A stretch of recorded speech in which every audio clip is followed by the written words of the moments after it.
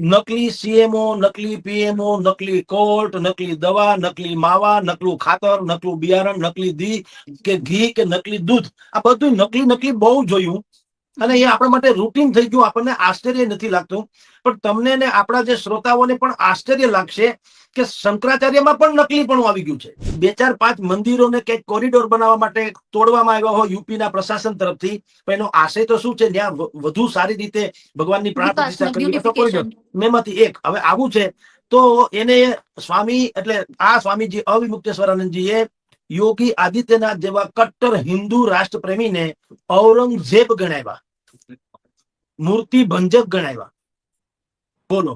અને એટલું જ નહીં, નરેન્દ્ર મોદીની સામે વારાણસીથી પણ એને ઉમેદવાર ઉભો રાખ્યો હતો ચૂંટણી લડવામાં. બોલો.